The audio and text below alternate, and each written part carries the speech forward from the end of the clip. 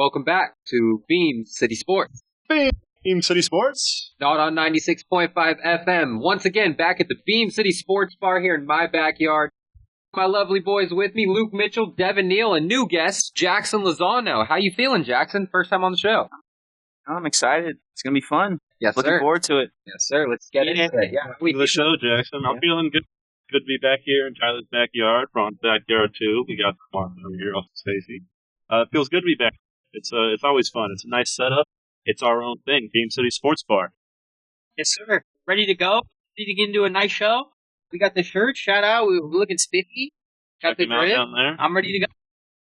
Yes, sir. You know, another week at the Beam City Sports Bar with boys. But if you're listening on YouTube, go subscribe, leave a like for us. We just hit 200. Hit 200 subscribers. 202 exactly.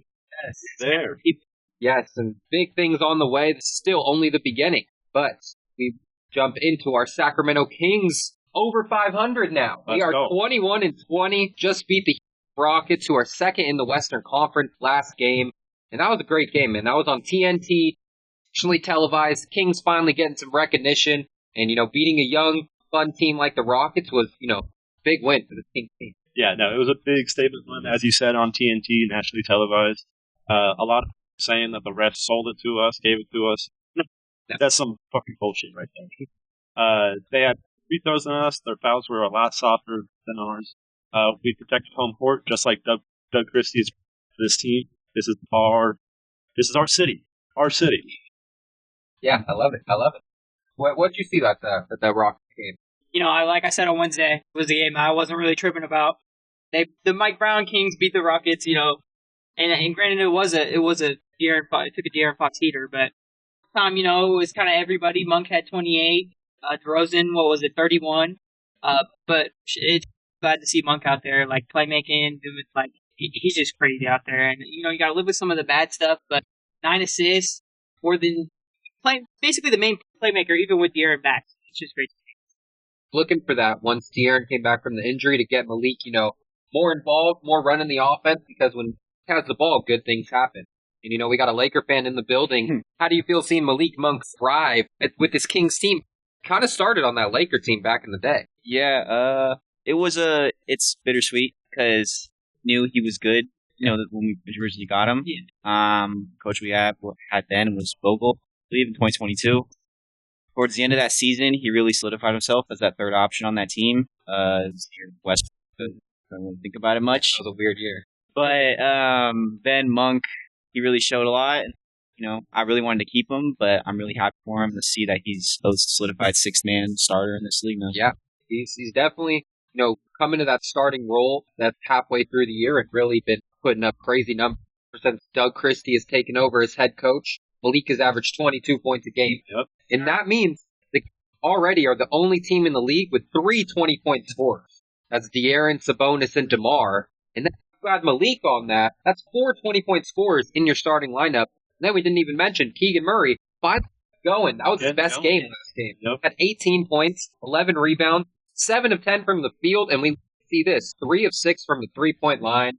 That's what we need from our guy Keegan, man. If he can keep playing like that, then we're a different team. Keegan Murray. And then also Malik keeps that up and gets to 20 points per game right now. I think he's at 17 points per game. The Kings will be the first team in NBA history to have 4 people in the starting lineup averaging 20 points per game. In NBA history, I think the Kings are doing this a lot. Breaking records, they're putting their name at the top of the leaderboard for a lot of stats, and we love to see this. If we have 4 people averaging 20 points per game on the starting lineup, that's guaranteed a win almost. Yeah. A ton of scoring coming from those 4 guys, and then Keegan being that 5th guy. Hitting 3 of 3, that's just something that we need more of. You know, we've been struggling from the three-point line all year, and now, you know, the shots are, you know, all the announcers, everyone in the Kings organization believed that the shots would end up falling, and now they finally are. Yep. But, you know, Trey Lyles, 5 points off the bench. I think he played really good. He had some good energy, you know, grabbed some big rebounds as well. But Keon Ellis had 6 points in 11 minutes, and he twisted his ankle, you know, on Sabonis' foot. How do you feel about Keon, man? Will he be back next game? I am not too sure. I don't know. I didn't see the severity of the ankle injury. It looked like a minor, little tweak. It was just like a kind of quick one, like something that plenty of times on some little pickup games. Yeah. Just such a tenacious defender, like stuff like that. But hopefully it's just, maybe just a game or two. We really need his defense is so, he's a glue guy. Yeah. He's our guy. Yeah. So, yeah, we need him back as soon as possible. For sure. I'm no doctor, but it didn't look too bad, so I'm hoping he's back next game. If he needs to take one game, then the Wizards is probably the to do it tomorrow, I think, right? So, but true. he did say on Twitch, he was streaming on Twitch the other day, so it's fine. Okay. We'll see. That's big. Jackson, you're into the physical therapy part of the game. So what do you feel about how long do you think Keon will be dealing with this ankle? Depends on severity. So 1, 2, or 3. So 1 typically a week, 1 to 2 weeks. If he left the game, it seems maybe it could be that, but also because Devin said he said it's been fine. Yeah, could have just been a minor tweak, landing on Spone's foot. He said that stuff like that happens. I've seen it times. Oh yeah, where he'll do that, or LeBron do it, and then he comes back, just ties his shoe, and he's playing again. So actually, article just came out 2 hours ago. Fully practiced today, and he says he's for Sunday, so it's not that bad. So day to day, yeah. So, yeah, just something small. Yeah, I wouldn't be mad if he sat out on Sunday against the Wizards. Yeah, because that should be an easy dub with or without Keon. Would for sure. But yeah, the Kings are also still in the trade rumors right now. Yeah. I don't know how I'm feeling about it. We could give up a lot to get the guys that they're mentioning, like Cam Johnson. We've talked about him all year. That would be a great on this Kings team, someone that we need, and he's a great shooter, also plays great defense.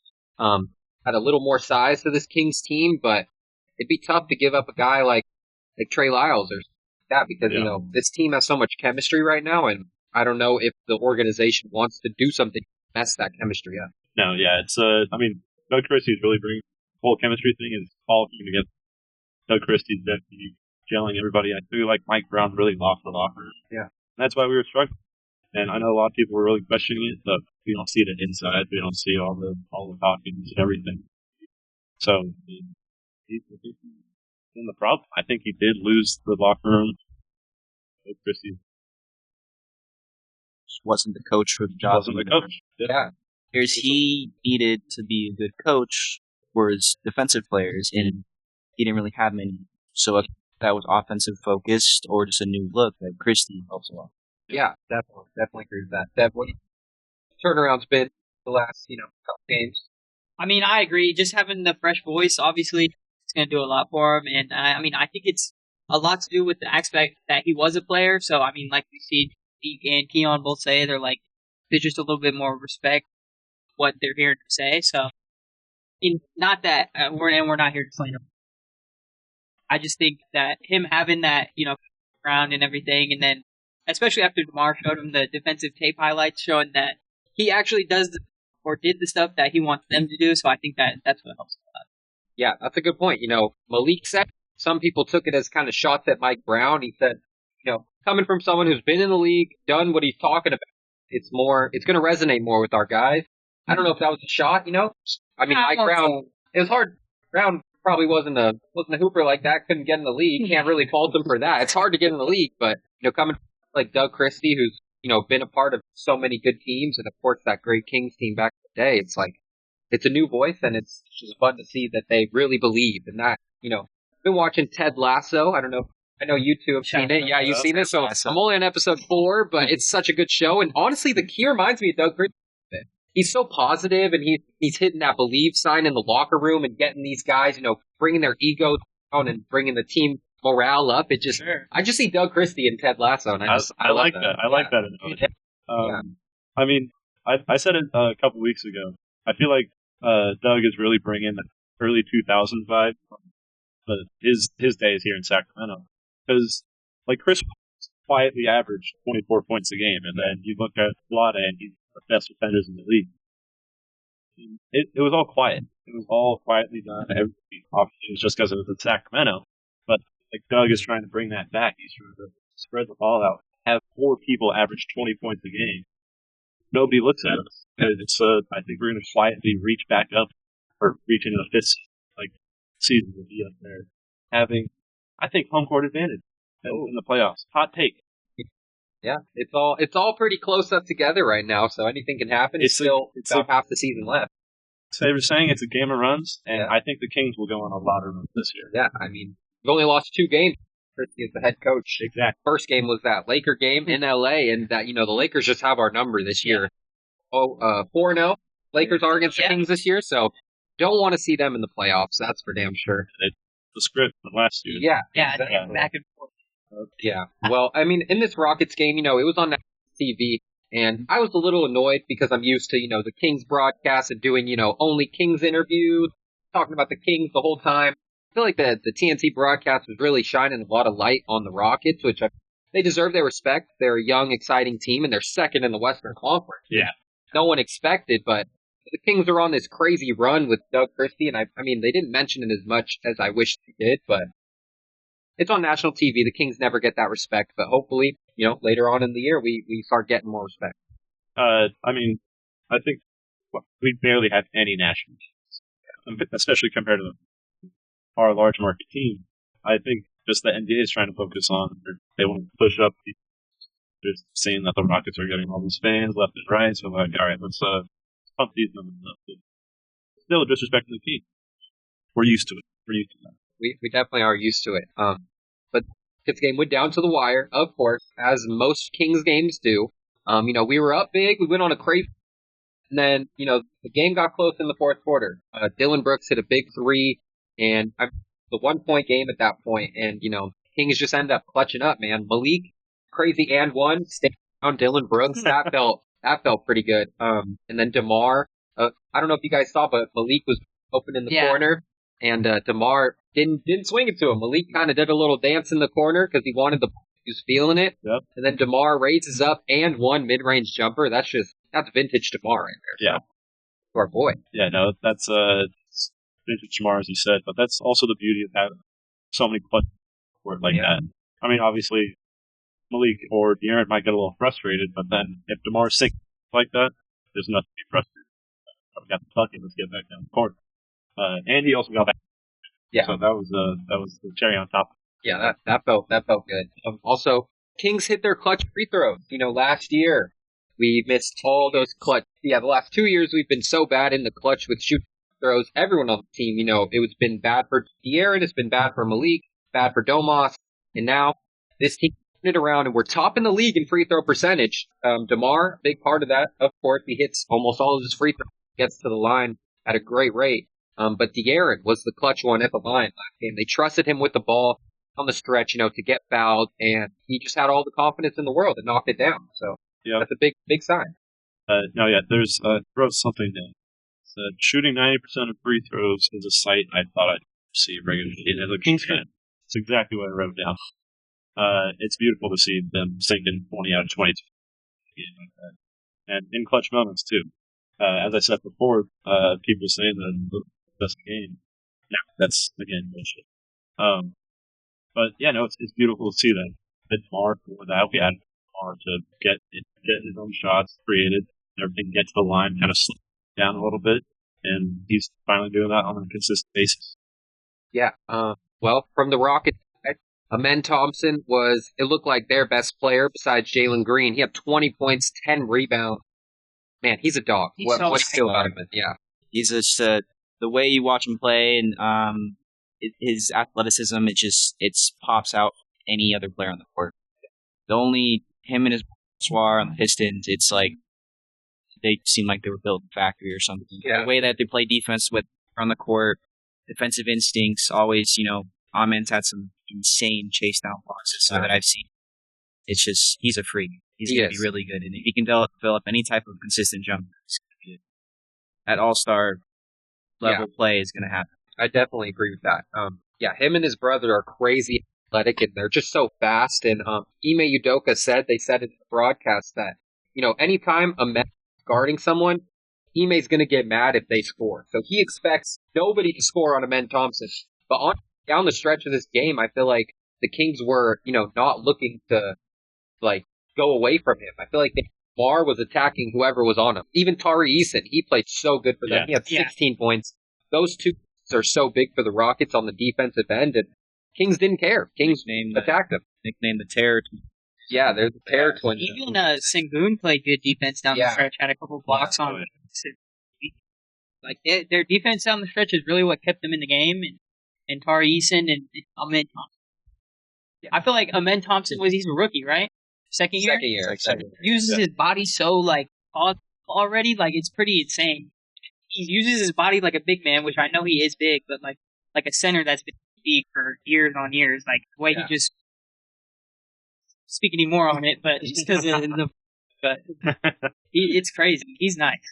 He's nice, and he's going to the basket. Everyone's so far back on him, but he's so quick and like twitchy. I feel like that's the best way to describe him. He's like twitchy. It might be too soon to say this, but it reminds me a lot of Russ. Younger and explosive. I could see that. You knew he was going to the but you couldn't stop it. Yeah, you can't stop him. He's still Yep.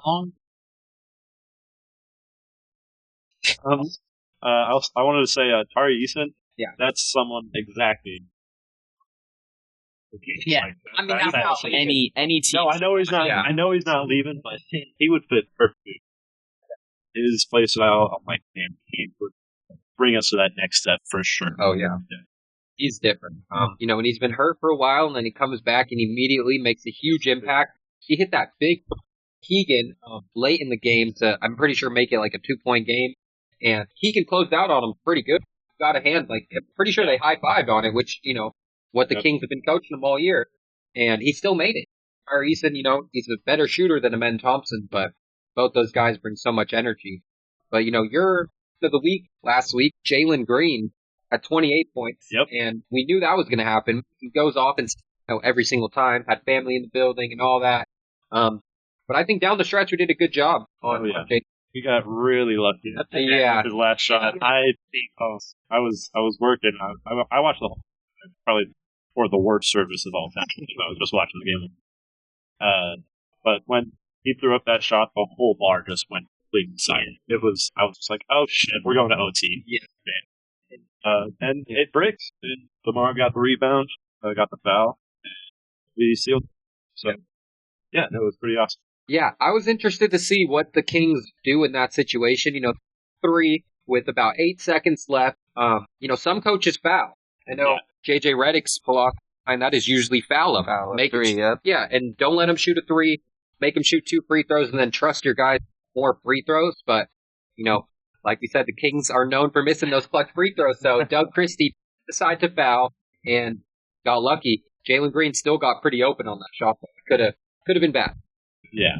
It was a great look for sure. It was. And I feel like he hit another big one right before the 3, and he just had a couple possessions where the Kings scored, went up with like 4. I think he would come back down and just in 3 seconds. Like I feel like I was on the other side of watching De'Aaron Fox play last low key, just with the quickness that he scored in the late game. Like Kings would score, he'd come back right away. Like it was annoying actually. Yeah, there were a lot of gaps that we had down like in the key, and that's exactly what Jalen Green was attacking. That's right there.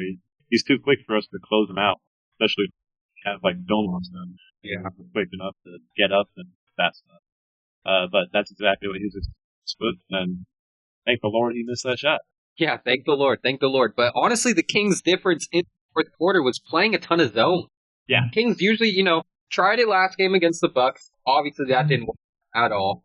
And then they played zone this game. It was a weird zone. They had Domas, just staying down low, middle, which I like. Keep Domas in the paint, and then De'Aaron and Malik and all these guys running a perimeter. It honestly worked out pretty well. So I was happy with the way that Doug, made the adjustment, which Mike Brown was not doing early in the year. Yeah. I was so happy about this. Very satisfying to walk out and see the beat. It's perfect. 5-0 with Doug. 5-0 at home. 5-0. We're protecting this court. Yep. In the next 2 games at home, got the Wizards on Thursday. Yep. And then got the Warriors on Wednesday. So those will be some fun games. Big games. Big. Be fun games. Yeah. I don't want to call the Wizards must-win game, but we must win. Yeah. No, it's a must-win for sure. But all right, we'll jump into the Kings Wizards in a couple minutes. We'll be right back. Cheers. All right, we are back on City Sports with a new guest that we had on last week, James Dong. How you feeling, James? Good to have you back on. Feeling good. It's good to be here. I'm glad I could make it. Yes, sir. And we were talking about the Kings versus Rockets game that was on national TV, and you were in it for that game with some very good seats. So what'd you see out there? I was in attendance for the game. A great game to be at. The crowd was really into it. They had the rally towels, little Hello Kitty night. Dude, just want to say Hello Kitty for everybody. She in San Francisco right now. Yeah, for Warriors. But no, it was a great game. Pretty sure y'all touched up on a lot of stuff. The Rockets defense, man, super good. Yeah. Very young team. Jalen Green, amazing. Ben Thompson, dude, he's a dog. He's a dog. I don't know if y'all saw him. It was like the fourth quarter, I think. But dude, like everybody's down there trying to grab that rebound. He still came through with it. He got that putback. Big bucket. And I was like, oh my God. Yeah. Nice. Well, also, the Kings struggled getting the ball. Kings struggled getting the ball inbound. Late in the game, and that's because of the Rockets, feisty defense. And Ben Thompson is the big part of that defense. So I would say all of the guards are tall as shit. Yeah. Like, Ben Thompson's 6'8", Tari Eason, he's a guard. Yeah. He's like, again, 6'8", 6'9". Like paying attention to him, it's just like he looked like he don't get tired. Like he's always hustling and fighting for the ball. Yeah, got that young energy. He's probably younger than us. Oh yeah, for sure. Same with their team's probably younger than us. Yeah. I had in Santa Cruz that I lived with last year. He played against a men and a SAR in AA way back in the day, and he said they beat him by 80. He lost by 80 points. I wouldn't even want to be. I know, Just right? sit back. Yeah, I wouldn't want to be in the game trying to get the ball up against those two guys. That seems like a nightmare. For me, that's actually different. I would try and play defense, get dunked on, and be like, yo, I got dunked on by a Ben Thompson. It's the same game. That's a flex. That's a flex, right? That is a flex. Well, also, just on the highlights we got up here now, Jeff Green, man. He's the second oldest player in the league behind LeBron. I don't even have to look that up. We just can tell. He was starting for the Rockets. He was starting. He did good. Yeah, he did good. 10 points. He had he did a good dunk. And, he's a baller, man. He's been around. But yeah. So one of my breakout players for the year started Cam Whitmore, and he's been turning it on the last couple weeks. Before early in the year, he wasn't any playing time, and now he's coming off that bench, providing some scoring for them. I want to hear your thoughts on Cam Whitmore. I'm a big fan. He was a guy I had high in the lottery last year. I thought he was going to go top 5 or 6. Seeing him fall, obviously, Lakers at 17th pick last year, we picked Jalen Mitchell. And they passed on him. It was really awful. They passed on Cam Whitmore, right? Yeah. Oh my they God. passed on Whitmore, Jaime Jaquez, Podziemski, all those guys. Yeah. Which, terrible player. Awful. 6'6" guard for no reason. Yeah. I think we all thought Cam Whitmore was going to go higher. Yeah. Yeah. I mean, you know what I mean? Yeah, I know. Yeah. But I've heard Cam Whitmore's been there's a little bit of drama with him. Oh, yeah. Like on the bench and everything. Yeah. he is a little bit of a selfish player. Frustrated because not playing. Yeah. He was. And, he doesn't play defense, and Ime Udoka is like, that's his calling card is he wants guys that are going to play defense out there. And Cam Whitmore. Thompson and Eason playing so much. Yeah. But when Cam Whitmore plays, I mean, he gets buckets, so that's why I'm a fan. I'm a fan of some bucket getters. But I think if he goes to a different team, that really uses better and doesn't yeah. And he's super athletic too. He gets I think if he went to Brooklyn or something like that, I think he would, average over 20. So Whitmore will be really good. That's because Cam Thompson. Just say go. Oh, 6'7"? He's 6'7". He doesn't look 6'7" out there, honestly, but I can see it. Yeah. Well, more size, so that's 7. Yeah. Say Bagley was 7 foot a few years ago. He's 6'9". Yeah. Shout out to Bagley, man. No shout out to that. Well, so we're gonna play Bagley tomorrow. On the Wizards. He's in the league? Yeah. He's a head bench player. Yes. Solid. Okay. But still. Wait, so the Wizards are back-to-back against Golden State and Tech? Yeah, so. Bus ride, Bay. Yeah. All right, well, let's jump into the game plan going against the Wizards. Can't go in expecting to just blow them out. They're going to fight, and of course they have one of my favorite players, also James' favorite players, Poole. He's going to put on a show tomorrow, that's for sure. So who do we put on Jordan Poole if Keon's out? Fully. I think That's an easy Malik would get cooked. On Jordan Poole, who do we put on? Thing is, like, I'm sure in like previous matchups, like I've seen them like, especially what's it called? In previous matchups with Malik and Poole, like like they kind of go at each other a little bit. Like they like the stuff. Yeah. So I feel like they might go with that defensive matchup. Yeah, I mean we were talking about it before last game. Who are they going to? Jalen Green, and they end up starting Keegan on him. But give De'Aaron some rest on the defensive end, and let him go off on offense. So I think probably a similar game plan. I think also like we were doing a time throw and Steph like last week. I think we need to trap Jordan Poole off those screens and make someone else force Kuzma to shoot. Yeah, as much as possible. Force Kuzma to shoot. Well, we might get a legacy game out of Kuzma. True. Hey, is it inside? It's inside. It's inside. Yeah, he's hitting 13 threes. Yeah. I'm gonna say something with Jonas. I don't know. Last year he always had a big game against the bonus. He did. That's true. And I gotta say Jonas might have a big. Yeah. I've been hating on Jonas. Yeah. I posted the TikTok. Minutes per game has been less though because he is. Yeah. Yeah. Him and Brogdon are getting less minutes because they're trying to. Brogdon's on that team. Brogdon's on that team right now. Oh yeah, isn't that crazy? He's nice. Yeah. Well, I wanted to hear Jackson and James' thoughts on should the Kings trade for Jonas Valanciunas? Because me, Luke, and Devin talked about it a couple days ago. They're on the yes train, the no train. Who are you shipping out? Short answer. Amen. Yeah. Oh yeah. Or Colby Jones. Both of them. Okay. Nothing too much. Yeah. Yeah. Short answer. No. Yeah. You guys need a defensive center. Exactly. Guys like Robert Williams. Guys like Nick Richards off the board. I said Nick Claxton. Claxton's huge. Yeah. He would be great. Both those guys are two guys that any contending team should be looking at. Backup center. Yeah. I mean, James, do you think Jonas would fit in Sacramento? No? Yeah. I mean, we do need a backup big. We need any big man off the bench. Please give me any. Why's Alex Len? You want Jackson Hayes? No. Okay. I'm good. So Rashawn Holmes will be in town tomorrow too. Shout out Rashawn. Kings legend. Shout out. Kings legend. The Kings in all-time field goal percentage. Yeah. He's nice. Who was it? Man, you paid him what? Like $90 million just to send him out? Yeah. Just for him to not perform? I mean, play? Yeah. He did good with us. He averaged like 14 points a game. I think he averaged a double-double with us. Yeah, he did. It's because he was good with Tyrese. Exactly what it was, yeah. Him and Tyrese, that was our only play, was pick and roll. Tyrese and Halliburton, Tyrese Sean. Yeah, my bad. but yeah, going against the Wizards tomorrow, and what we got to look out for is Keyshawn George. He's been balling for the Wizards. He's so nice. He's nice. Same with Bub. Yeah, Bub is nice. Yeah, Sar, I'm not too high on Sar. I think, he settles for way too many jump shots. For that side. They do have something going on there, though. They have some guys. They have Corey Kispert. Yeah. I don't understand who they're shipping out. Denny. Same. In the offseason, I don't know why they did that. I don't know. Because they got one out of it, right? Yeah. Which that doesn't really make much sense for them. Yeah, Denny has, if you're going to trade him, Denny has way more value than Brogdon. It's like, exactly. Yeah. But they have some stuff going on there. They do. I mean, it's not much. Also Washington. If they get Cooper, that could be a fun team. Yeah.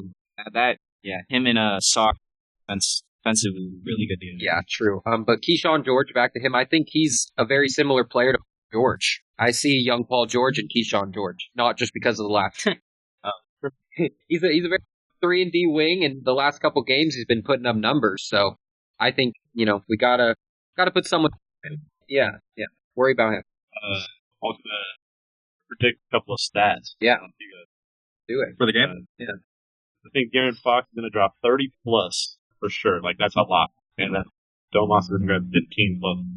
Okay. Yeah. I mean, Domas, I'd say more of a lock on there, but I mean, who's going to guard De'Aaron on that Wizards team? Drop 30. Yeah. Okay. I mean, hopefully we do.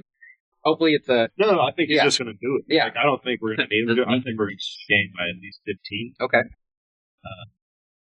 Over under Domas, 15 goals. No, I do think the Kings will win. Yeah. But I don't know. It could be. Yeah. It seems like every game's close. If we come out hot, like we did against the Rockets, hitting our threes and the right stops, against this Wizards team, I don't see any issues with us doing that. So we could freeze like we were the other night. Yeah. I agree. All right. Well, we can jump in to the next topic of the show, well, we should start with Mitchell's Man of the Week. Let's start there. All right, Mitchell's Man of the Week. We are going to Mitchell's Man of the Week. Going to Charlotte. LaMelo Ball. Oh, yeah. He's not a little bit on one side. He just played against his brother Lonzo. His last 3 games, 26 points per game, 5 rebounds, assists, 2 steals, and a block on him. Get this man some help. Or get him out of Charlotte. Just get ball, brother. I don't think he's going to leave Charlotte anytime soon. And then, unfortunately, Brandon Miller is out for the season now. Season? Yeah. I didn't know that. He tore a ligament in his hand. So if they don't ship him out, like I know it's the process of basketball, he's building a team or this one-star play. He just needs to work on his 3-point consistency. He's a little shaky on that, but he's averaging 30 points per game, 33% free shooting. It's pretty insane. I mean, it's because he gets him up. I also saw a stat, and like he leads everybody else by a huge margin in 3-pointers attempted, like I think off one leg or single leg. One leg. I'll take a huge margin though. It's like 51. The next closest is like 8. Is LeBron second on that list? Because I've noticed last Trae Young. Oh, Wemby's on there. Oh, Wemby and LeBron are tied. No, hopefully that was accurate, but I think it was. Like, I believe that. No, because every time he does pull up, like he normally I feel like they're just shooting off one leg. Yeah. He doesn't really jump at all on his shot, so it's like it doesn't really affect him that much. I also wanted to extend this into Mitchell's Men of the Week. Just shout out the ball fan. Yeah, shout out to Jello. Yeah. Sing it, Dad.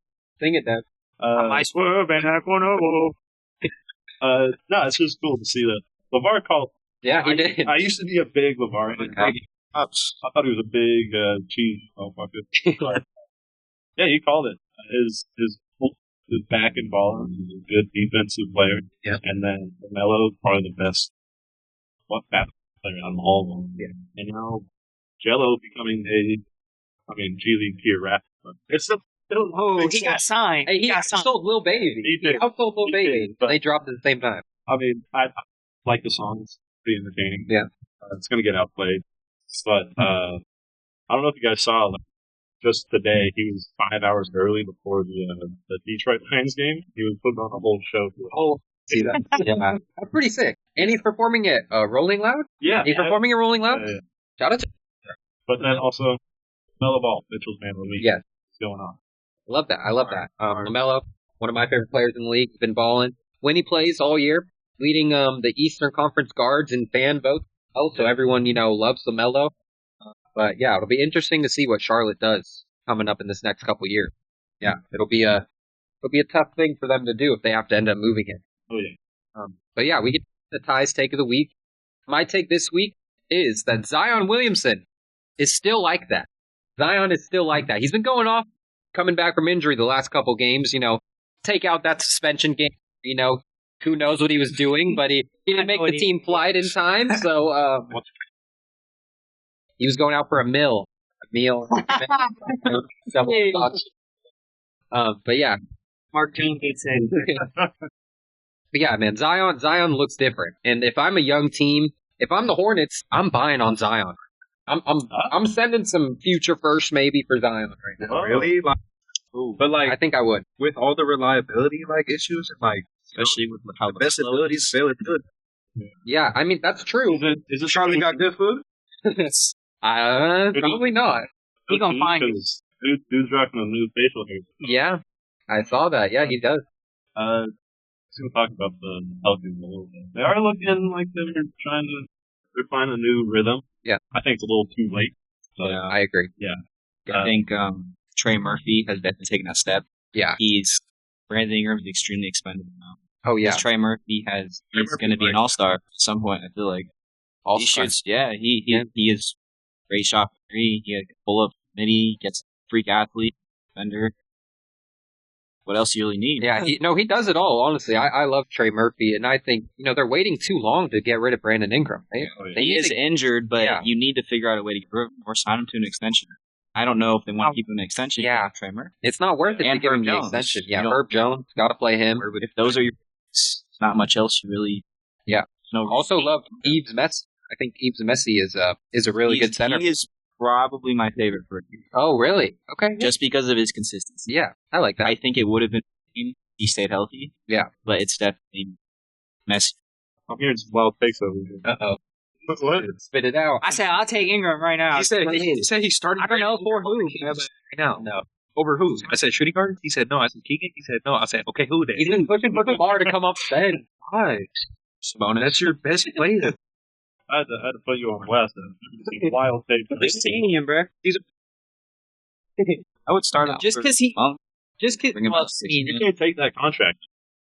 yeah, this is fantasy land. Complete fantasy. Well, yeah, he'll be a free agent, but he's still going to ask for Yeah. Who you giving up? Huh? Who you giving up? Giving up. Devin Herter and Trey Lyles. That's the. Yeah. Yeah. All right. Well, we can move on before we get to the main topic of today's show. ICU. Pick for ICU. Any underrated players that don't get enough attention? I feel like you can think one off the top if you got, but Ryan Dunn. I like that. Today he locked up Cade Cunningham for 7 for 26. Damn. So, Cade. Cade's a stud. He's gonna be an all-star this year. But Ryan Dunn, as a rookie, is showing why he was drafted in that first round. I love that pick. He's a huge part of the Suns, future, and he's starting him in that starting lineup with they've had a really bad year, and making some adjustments. I think it's the right move is start a guy like Ryan Dunn. They're bringing Bradley Beal off the bench. It's crazy. That's a good move. Yeah, I mean, Beal is still a bucket getter. He's just too much. It's too much overlap guys on the team. Exactly. Booker, repetitive, just play styles. They all need the ball. Yeah, they want to get to that mid-range pull-up. Yeah, so starting guys like Tyus Dunn, and then now Nick Richards, who also had a monster game today. Yeah. That's really complimentary to what. I love that. I love that pick. So I'm hoping the Suns don't get better. Yeah. They're getting better. Do you think he's going to stay on the team this season, or is he going to be gone? I think it's more likely he's going to stay there now because they don't have much more draft compensation to try to trade for a guy like Jimmy Butler, like we talked about. Yeah. Because now they only have like a couple seconds left, and I don't think Beal in a couple seconds is going to be able to do that. It's the new cap rules. You have to match contracts perfect. Yeah. I don't think Jimmy's a good fit there. No. Yeah. I think fit for Jimmy would possibly be like. I agree. Yeah, I agree. It's just He said he didn't want to go to Yeah. He said, I don't want to go to the Grizzlies. I was like that. Yeah. Exactly. I was like that. that's been Bane. And it's they have our rotation is like 16 guys deep. If you're being honest, It really big too. That's why they're staying consistent up top. So, They lead the league in injuries too. Them, I think they're second behind the Pelicans actually. And they're third in the West. So, insane year for them. Well, another pick for ICU, someone who just played against the Lakers last night. It's really hard to say his name, but Tucson Evbuame. I've never heard of him before until last night. I saw it. He was grabbing boards. Yeah. He was hitting shots, and I was like, what? Yeah, they just called him up in Brooklyn the other day. And he had 22 points with 7 of 8 from the field and clutch free throws to win the couple nights ago. And then last night against the Lakers, he had 15 off the bench. So he's just a straight energy guy. I think that's a good pickup for Brooklyn out there. Very, unknown name. No one's ever really heard of this guy. He played overseas. I did a lot of research on him and finally getting a shot in the league. And I love to see guys like that, make an impact. Yeah. Yeah. I still probably pronouncing his name wrong. You watched the game last night. What? I didn't watch much of it because of AD was out. Yeah. Dorian Finney-Smith was out. They're playing the net. I was like, it looked like you couldn't really tell which team was tanking at some point. And then D'Lo, honestly, it was more so to see D'Lo. Yeah. And I'm always going to be a fan of that guy. We drafted 2015. I grew up watching him. Yeah. Trading him away was tough, but getting lost, so it all made sense. Getting him back was great, though, for those years. I do like that run we had in Conference Finals, and I do like last year. He just didn't really care anymore and just started spraying and averaged like 22 points per game for us. Like 40% from 3 last year. Best moment was probably 44 on the Bucks in the game winner. But last night was it's really tough to watch the Lakers at least sometimes, especially with the lack of center depth. Like we signed this guy on the 2-way, Trey Jemison the third. Yeah, he's a 2-way guy. Yeah, that's all I got. Give him a shot. I don't know why we waived Quincy Oliveri for that. That's the guy who signed with Steph. Curry brand. James, you see that? So he's definitely Curry brand, yeah. So Warriors To the probably gonna get him. Oh, true. Dude, he was balling in the G League. I watched him games. He was when Bronny averaging played. in 6 or something, Yeah. 7, and he was shooting like 40%. Yeah. And he locked up on defense. So he's Curry brand. very, very questionable. Yeah, I mean, it was crazy. D'Lo missed that game last night. I 100% thought that was going in. That would have been sick. It reminded me, because we played them first year he left, or we traded him away to Brooklyn. He had a game winner on us then, too. So I was 100% convinced he's... Yeah, I wish he did. Praying on the Western Conference team's downfall as a Kings fan right now, but it's all packed in there. But, shout out Austin Reeves. Yeah, shout out AR, man. He's career high last night? Yeah. Career high? I didn't get 40 missed time in a row. Dude. He's balling, though. This is a huge year for him. Since Christmas, he's at 10 assists a game, 20 points, and if that's your third option, that's a legit third option. And he's starting at the point guard now. Yep. So, yeah. But and he's taking the lead. I was going to say, coach for the Jordy Fernandez. Yes. We always talk about him, but him using this, getting 6 players in the double digits, and using that pretty much the whole bench. Pretty impressive. Have a solid lineup, or like a solid rotation and everything. Just to keep it that close. Going to be a great coach for that. I agree with that. All right, well, any other picks for ICU before we move on? We'll take another break before.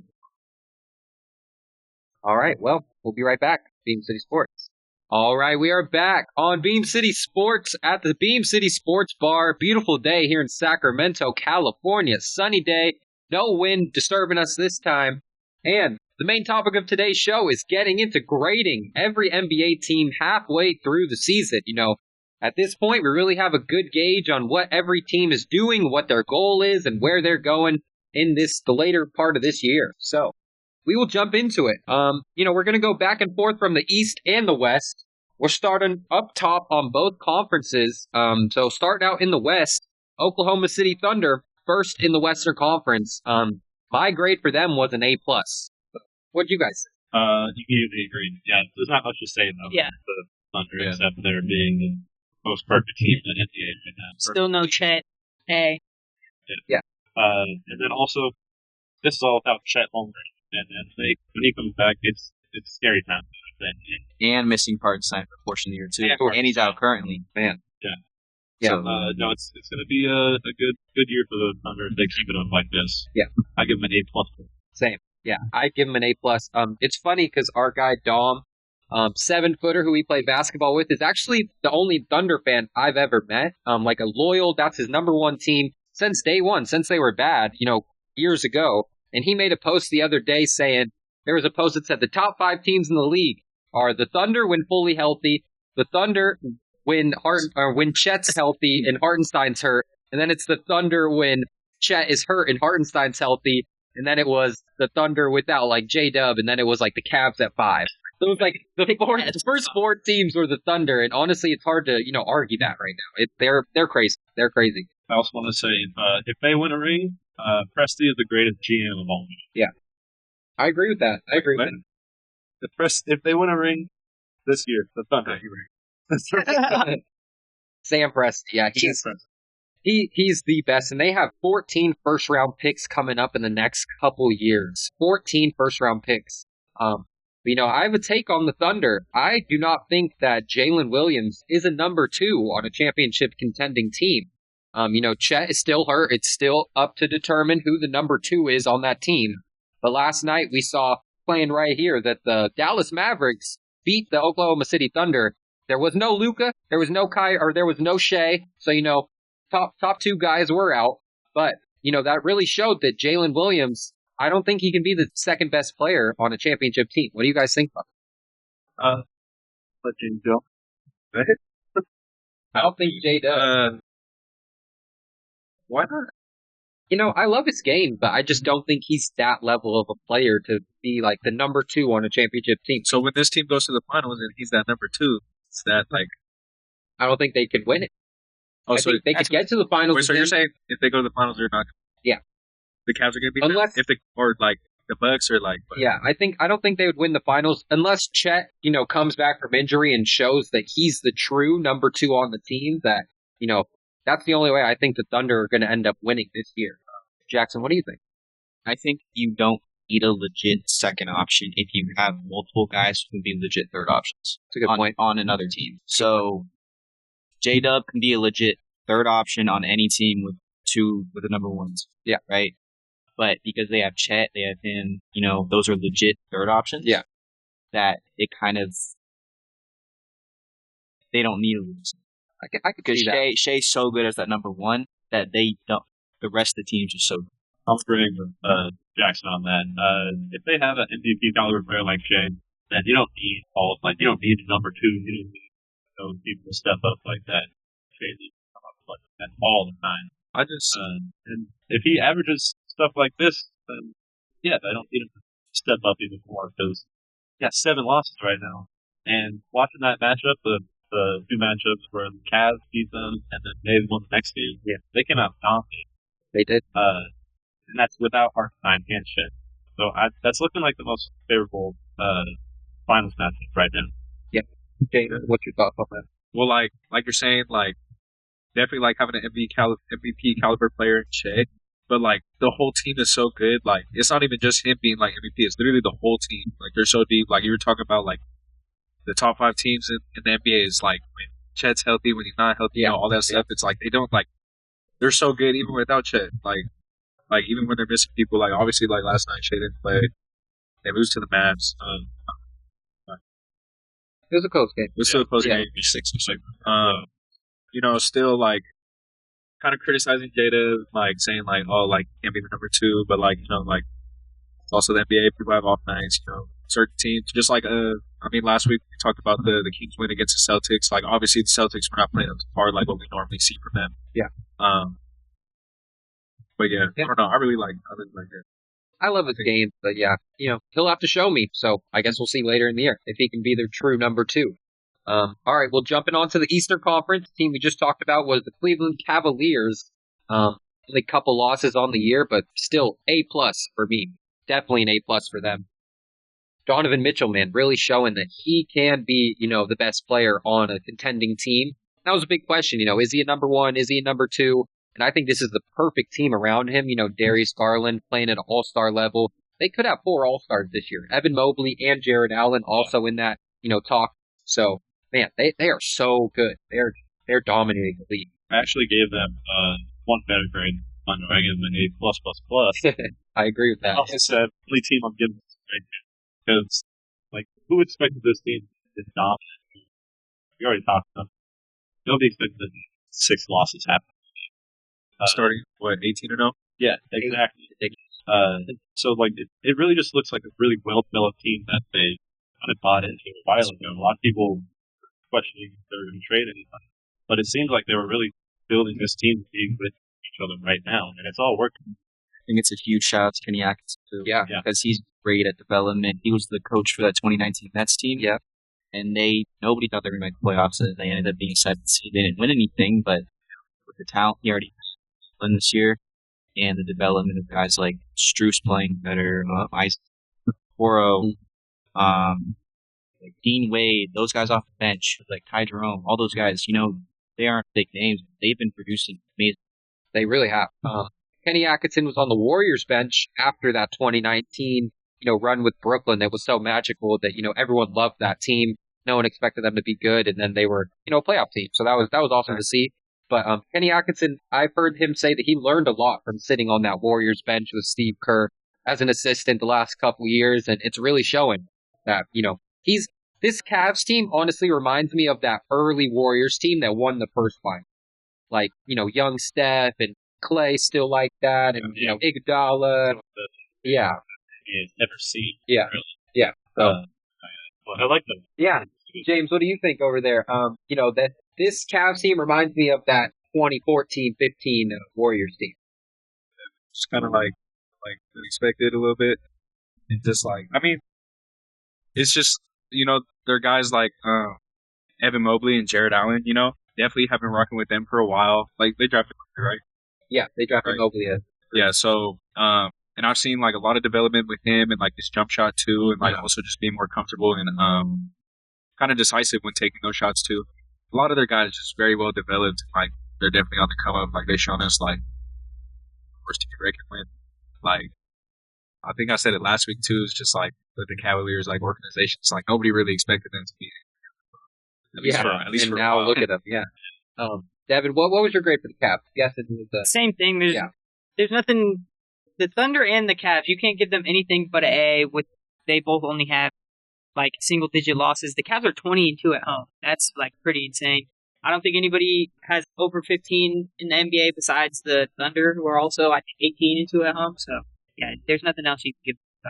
Yeah, exactly. All right, well, moving on to second in the Western Conference, the Houston Rockets, team we talked about a lot already. I'm giving them an A+ as well. You know, they've had a crazy year, such a young core, and no one expected them to be number 2 in the Western Conference at this point. And shout out to Ime Udoka, man. Great coach. Yeah, I agree with that. A+. Another team that flew under everybody's radar, I think, being that young team, and everybody thought it would be rebuilding. But the way they're winning right now, besides the other night, it's a great season for the Houston Rockets team that we all thought was going to be down where we are right now. Yeah. 19, sorry. But yeah, A+ for the Houston Rockets for sure. Yeah. Yeah, another team that, just like the Cavs, who expected them to be here right now? They're playing great, and the way they play is fun too. And I think has a lot to do with like excitement watching them and everything. So I'd give them also an A. There's nothing. Can't really give them anything else besides that. Yeah, no argument there. We talked about them a lot already. This Rockets team is crazy. All right, moving on back to the Eastern Conference. Boston Celtics. I give them an A. You know, flying under the radar a little bit at this point. You know, they're not having a dominant year like they kind of did last year where they just ran away with the Eastern Conference, but still, very good year for them. What do you guys think about Boston? They don't need to. Yeah. I mean, they're still, to me, they're the favorites in the East. Yeah. I mean, no matter the Cavs record right now, they're still the favorites. Yeah. The 7-game series is a different story, so it's going to be tough to beat We Boston. saw what happened last year when it was 7 games. Yeah. 5, so. Yeah. It was easy for them running through that East last year. What do you guys think Boston for a grade? I'd probably throw the minus on there, A-, but like Jack said, they don't really need to be having an A+ here. Like, you know, they're going to be there in the end. They're probably going to be in the Eastern Conference Finals, probably going to be in the finals. But I'd still throw the A- on there just because it's not as dominant. Yeah. I like Devin being a little bit more strict with those. We expect to be able to have the Cavs and being defending champs should be it. The team hasn't changed at all. But yeah, A- for sure. Yeah. Okay. Anything else on Boston? Yeah. Stop shooting all those damn threes. Ruining the league. Yeah. I mean, if Tatum wants to get to the rim, he can at any point, but, you know, if they won a championship doing it, so why would he change his game? So it's it's hard to argue. Yeah. But all right, moving on to third in the Western Conference right now, the Memphis Grizzlies. I give them an A+ as well. They've had so many injuries. I think said second most injuries in the league this year. Yeah, behind the Pelicans, and Grizzlies are still third in the Western Conference. Man, they just developed their players so good. And Scottie Pippen Jr., big part of their team. Jay Huff, love his game. Santi Aldama, you picked him very early in the year, and he has been balling. Yeah. I think he had 28 points this game. So, man. Get me out there, Santi. And then also want to say Zach Edey, he's proving a lot of people wrong. Yeah. A lot of people are saying that he's not an NBA kid. But he's rookie of the year candidate in like in top 5, I think. Yeah. Yeah, he deserves it. Yeah, no, he definitely deserves it. Yeah. Dev, Memphis? Memphis, I would probably give a solid A for mostly all the same reasons that you said. I mean, they are one of the most injured teams in the league, and they're still 27-15. I mean, they haven't had Ja for a lot of the year, so I mean, they're 15-5 at home. They could get a little bit better going away, but still solid A season. Yeah, definitely agree. James, are you scared of Memphis? If Memphis and Golden State were to match up in playoff series, do you think the Warriors would come away with it? Yeah, I'm supposed to be scared of.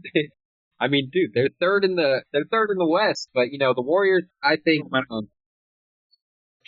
mean, you already know my opinion. The Warriors, I don't think their identity right now is a 500 team.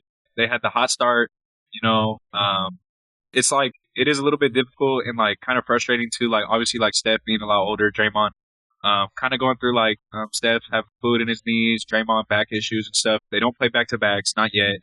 And they're kind of just at that turning point in the season where it's like, eventually like they are going to have to lock in on those because eventually like every win's going to really start to matter.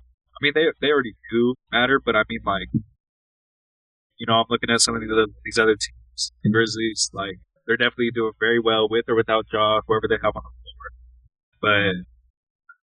But come playoff time, we see him in the playoffs. So, okay. The Warriors are in play. Hey, that's true. That's true. They're not in it right now.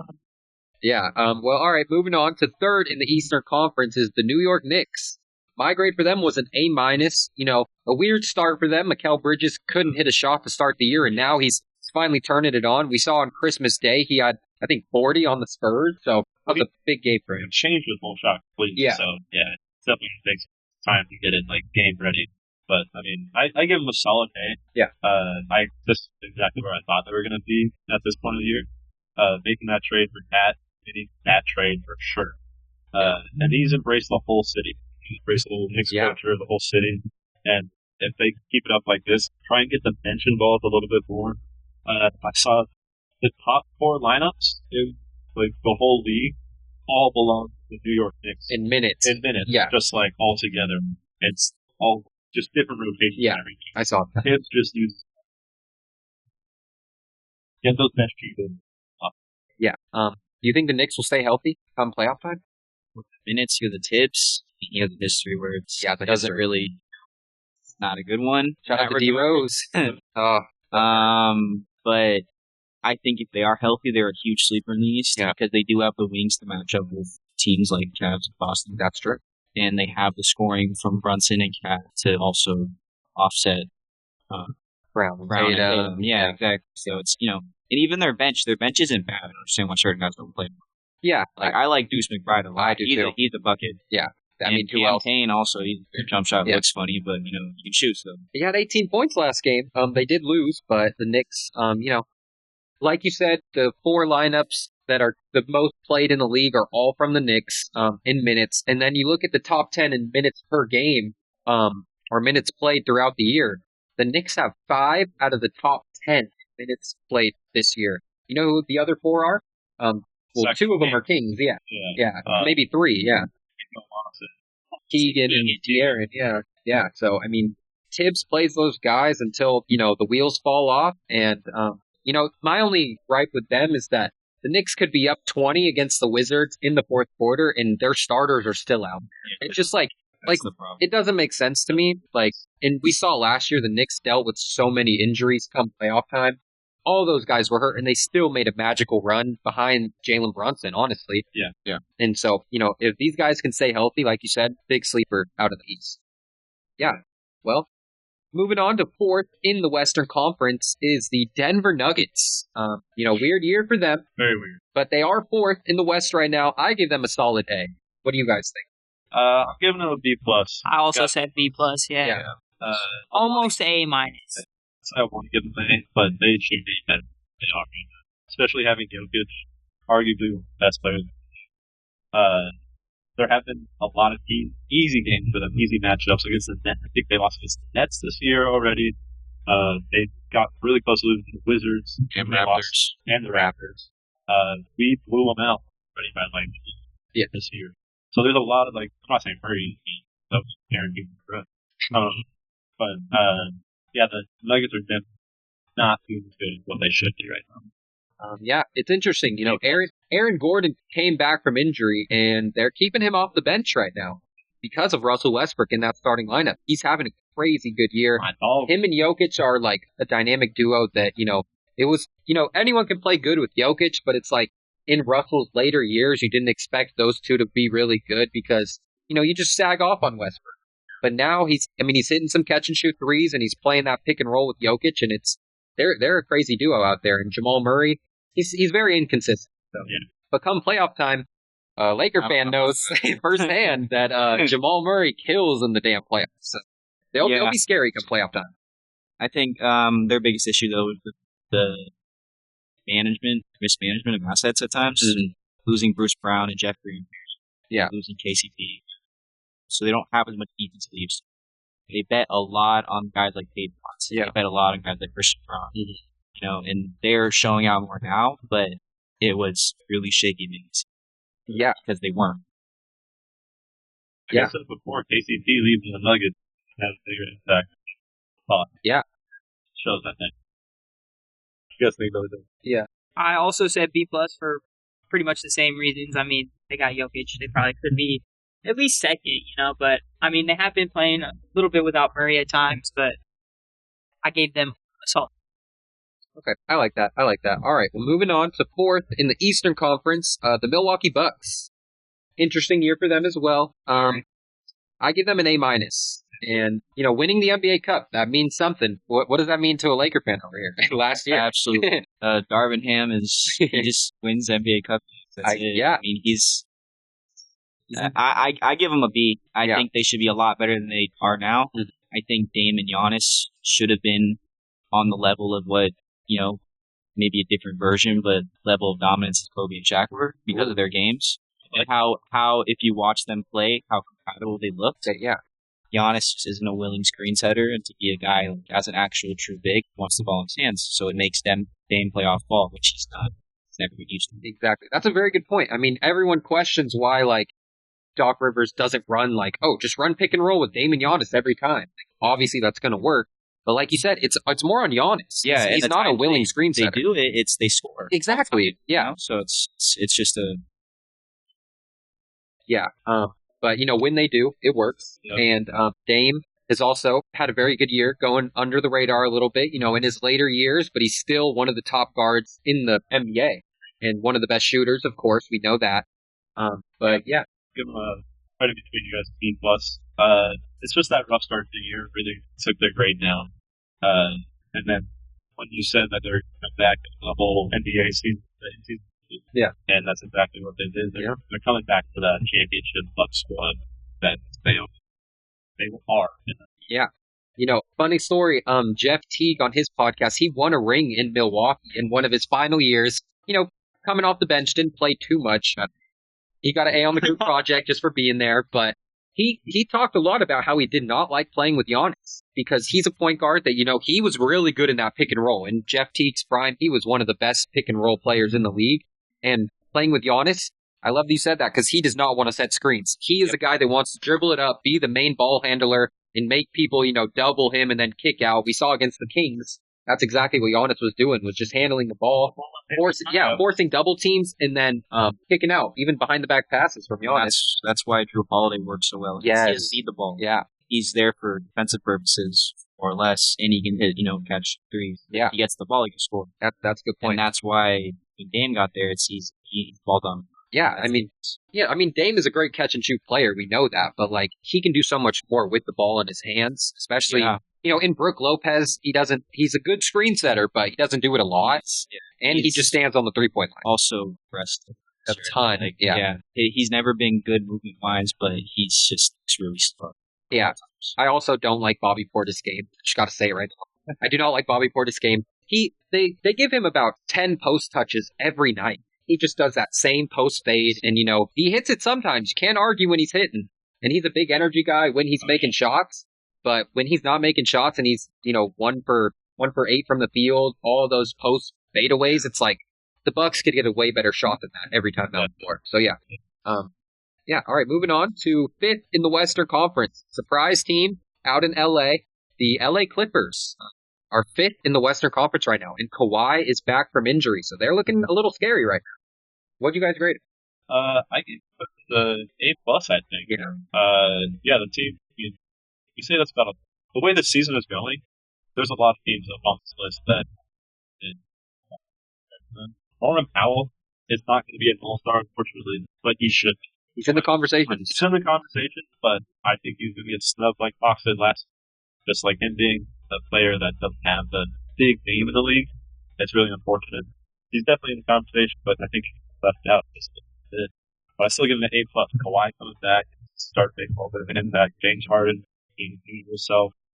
It's looking like a really good team. A+, for sure. Yeah. Devin? I was gonna say B, but you kind of changed my mind. I'll give them an A, mostly because I mean they've stayed afloat and afloat. They're in fifth, like in the playoffs without Kawhi. I just came back, so I think I'll change my mind. They definitely deserve an A. Yeah, definitely agree. I think an A. Yeah, Zubac and Norman Powell have been amazing this year. Yeah, Zubac's a top probably 7 center. That's crazy to say. That's a James Harden effect. Yeah, it really is. Like, look at Capella. Yeah. Capella's numbers were amazing. He was with Harden. Yeah. I mean, Norman Powell's been awesome all year. Yeah. James Harden, he is the system. He is. He said it before the year. He's backed it up too. Yeah, and really. Kawhi being back, guys like Derek Jones Jr., Chris Dunn. Underrated offseason for them. Yeah, they made some very underrated pickups. They lost Paul George. You know, everyone was crazy about that loss, but honestly, they look better without Paul George. Yeah. Paul George regressions doesn't seem like they're missing. Yeah, I mean, they made the right move, obviously. That's the PG effect right there. Yeah, that is. Sixer. Yeah, exactly. Well, the Clippers, before the year started, me and you did our standing predictions. We both definitely had them under the play. I had them at like 12, and you know, I also had the Rockets. Yeah. But I mean, because they're gonna be asked. Yeah, I mean, you thought Kawhi was out for the year, and I didn't think Harden still had this in him. I think he showed a little bit of it at the end of last year. Yeah, but I didn't like that. I wouldn't say I would have put them way down there, but I just feel like if Harden doesn't have anybody like Kawhi, like you thought Kawhi was going to be out for the season, then the team just wasn't going to gel together. But then Kawhi's back, and then they got us all wrong. Norman Powell's average 4 points a game. Yeah. It's a good position right now. Yeah, I give them an A plus because you know I thought they were going to be down in the standings, and they don't have their own first round pick this year, so there was no point to losing games, and they're not losing games. They're fifth in the West, so you know. Probably the Thunder. Yeah, probably the Thunder. Yeah, I mean they traded for Paul George, so yeah, that would make sense. Yeah. Okay, well, moving on to fifth in the Eastern Conference. The Indiana Pacers are fifth in the East right now. You know, slow start for them, but now they're back up fifth in the East. Kyrie's having a very up and down year. Pascal Siakam averaging about over 20 points a game, so he's super consistent for them. Curious to see what you guys think about Indiana. I give the C+. Being a little bit harsh on them, just because they're in the East. They were. And Tyrese, he should be way better player right now. He is, like you said, up and down here. But I want to see them on fire. And they are, I think they're 8-2 in the last 10. Yeah, 8-2. Yeah. So they're on a hot streak, just like the Kings. So, I would consider if I was a little bit nicer, but I'm keeping that C+. I'll be nice. I'll give them a B-. I agree. They should probably be up a little bit higher. I mean, they were one of the Eastern Conference teams last year, Eastern Conference Finals. So, but I'll be nice with my grading scale. I'll give them a B. Actually, yeah, I'm gonna give them a B- because now that I look at it, Got them. They're at the 5 seed, like up above them. Those are expect to be. Yeah. I'm gonna give them a B. Actually. Okay. James, Jackson, what do you guys think from Indiana? Yeah, they had a slow start, but they also, they're figuring it out now, and I think that the teams above them, they're supposed to be there. Exactly. That's what I was gonna say. Because they were in the Eastern Conference Finals. Debatable on whether they should have been there or not. I feel like the Knicks sold. They had injuries. Yeah. But I think they're still playing this. They start off slow. Tyrese can obviously be playing a lot better, but looking at the 4 teams ahead of them, looks like they're supposed to be. So the Pacers kind of right where I'd say they would have been. I gave them a B just for being fifth in the East right now after a slow start. All right, well, moving on to the 6th place team in the Western Conference, Los Angeles Lakers. My grade for them was a B+. Actually, they had a pretty good start with JJ Redick as the head coach, and then it's been very up and down. You can tell JJ Redick is stressing every game over there. Yep. His hair is getting more gray by the day. But yeah, from a Laker fan himself, what would you grade this season so far? Be harsher, and say a C+. Okay. Because even though Redick has done a lot better than what Ham did with what he given, which is honestly less than Ham had. Ham had Vanderbilt, Wood, Torian Prince guys. He does not maximize certain guys So right now, Finney Smith is still coming off the bench, even though he complements AD, LeBron, Max Christie, Alster a lot better. Yeah. Rui should be coming off the bench. He's very one-dimensional. Yeah. Damn. I mean, I like Rui because he's a great offensive player. Yeah. He's not good on the other at all. He's just come. He has games with 25 though, so that's why I say as a guy off the bench, it's perfect. It could be good. You can't have a guy like that start. Yeah. And then it's just they just don't use two big lineups sometimes when they should. When they need size, they don't run a center sometimes. They put Rui at center sometimes, which is dumb. Yeah. They don't have many options though. The only guy they have is Jackson Hayes, but still, you have a guy in your two-way, Christian Loco, I like a lot. But the issue with that is that he's also on two ways certain amount of games. Yeah, that's true. I think Redick is a good long-term coach too, though. Yeah. I think he is doing what he can with his team, but it's mainly on the front office, just mismanagement of assets over the last day. Yes. How do you feel about Dorian Finney-Smith in his time with the Lakers so far? Because I was pushing the Kings to get him hard. I've been wanting him on the team for 2 years. Yeah, but he hasn't been doing that good. Shooting like 55%. Okay, well, I mean, the games I've seen, he hasn't really, he had the points that I would expect, and his defense is, wishy-washy. Offense has never been his game. Yeah. He's a guy who can knock down the three. He's a primary defense. Yeah. And so we put him on wings. That's where he excels in. Yeah. The guard's what Max Christie. That's his. You like Max Christie's game? Love him. Yeah. I was high on him when we drafted him 3 years ago. And the only reason his progression hasn't been accelerated at all is because of not giving him minutes. Yeah. Shout out to JJ. What'd you guys grade the Lakers? I give them a B. Okay. I think JJ definitely couldn't thank over there. I didn't think it was. They did kind of start out taking the same place after 2 games. Yeah. Yeah. But I mean, I hate to give them that respect, but the Lakers are definitely pretty good. They're coming back, and then also LeBron is averaging the least amount of points ever averaged. 24 points per game. Damn. He was averaging 20 points per game. So that's pretty insane. That's great. Yeah, pretty fast. 40. He's 40. Shout out to Bro. Just had his 40th. 40th. Happy birthday, Bro. All right. Well, we should start flying through a little bit. The Orlando Magic are 6th place in the Eastern Conference. A+. I give them an A+ as well. Yeah. So many injuries, and they're still 6th in the East. What a year for them, man. What a year. A+ is good, yeah. Actually, sorry. I gave them an A-.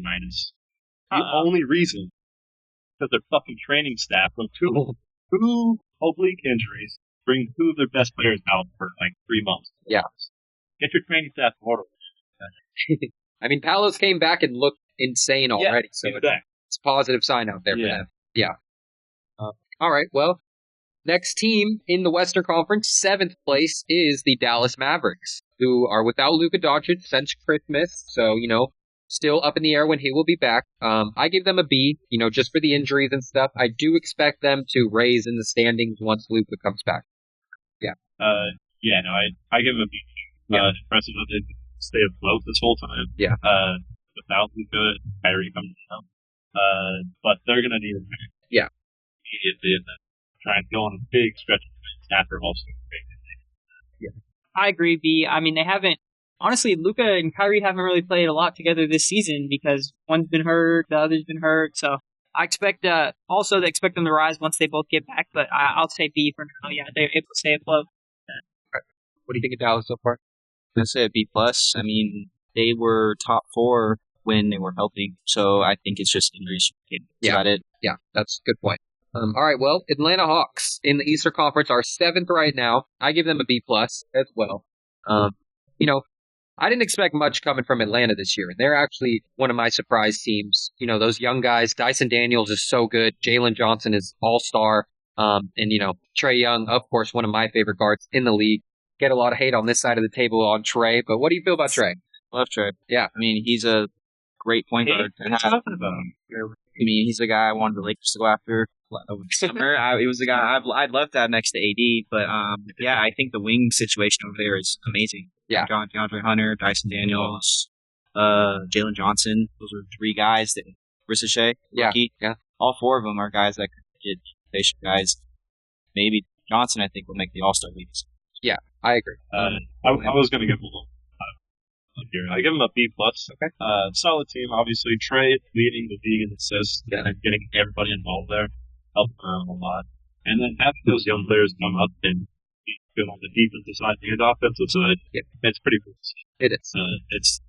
This league's just competitive every day in a team like this. Yeah, Dyson Daniels is a better fit than DeJounte Murray in Atlanta, and no one expected that, honestly. Dyson Daniels is one of the best. One of the best in the league. What is it? Like a great barrier. Oh, yeah, I like that. We're going to lose every minigame. Wow, that was a good pull. Good pull. All right, Deb, anything on it? Just that I don't hate Trae Young. Okay. Give him some no disrespect, but I'll give them a B. I mean, I feel like they get into the playoffs with the defense, and then with Trae Young, they could do a little bit of damage. But I want to say I picked him a couple times for the Would You Rather on Wednesday, so I don't know why you say I hate Trae Young. I don't hate Trae Young. My bad. That's just one guy. Oh yeah, it's all. But now you're showing some respect. Yeah, I give him a B. Yeah. All right. Well, next team in the Western Conference is the 8th seed Minnesota Timberwolves.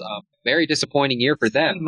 C-. I gave them the exact same grade, a C- in Minnesota. Julius Randle. We all saw it coming into the year, but I still expected them to be a top 5 team in the West. Yes. For them to be 8th right now, and Anthony Edwards is playing at a crazy level, and he just doesn't have any help. Yeah. Trey just never. Yeah. I give him a C. Yeah. Just because I love the attitude that Ant's having right now, calling being soft, calling out. And then they also have a tall beard still, so it's whole beard out there. And then Julius Randle just never fit right. Yeah. He's making his buckets, he's making shots, but they're not the right shots. Yeah. I don't know where he could fit. I don't know where he could fit. He's a solid player, scores some points. So it's 8 of them plays. Yeah. Plays. I mean, yeah. Shout out, Winnie. Shout out. Shout out. Ant's got that dog in.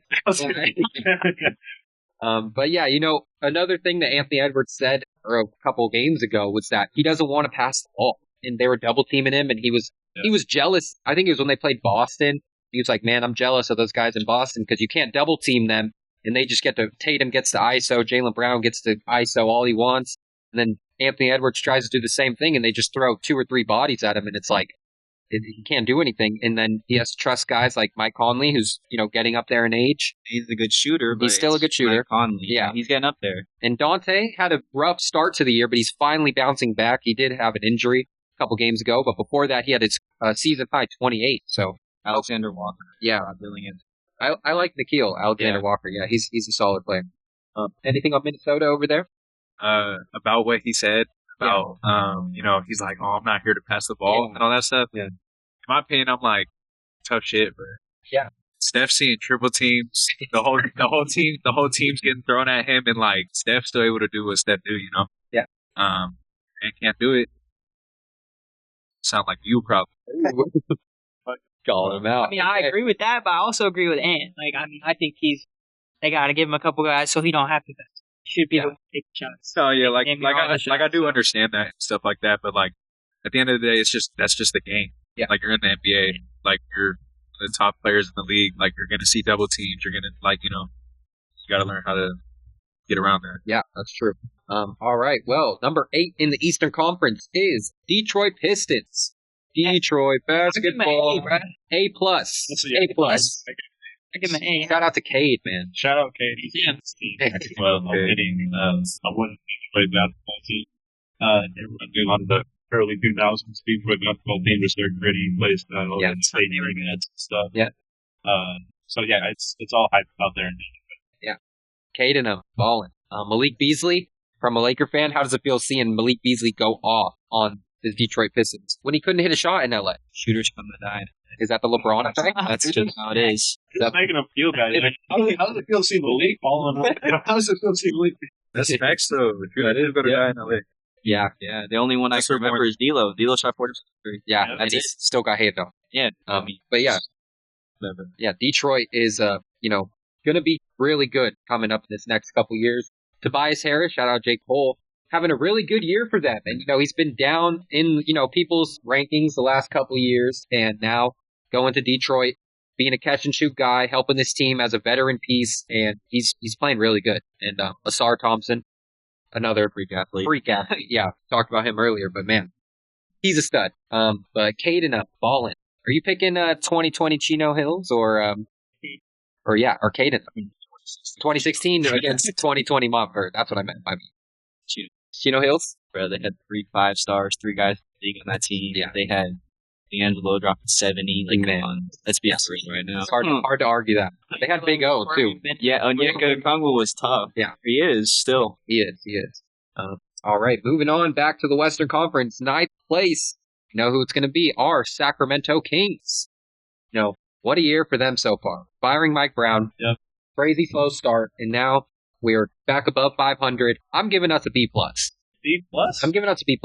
Just because of how Doug Christie has turned this team around, and I think we are just on the straight upward trend right now. Sorry. B+.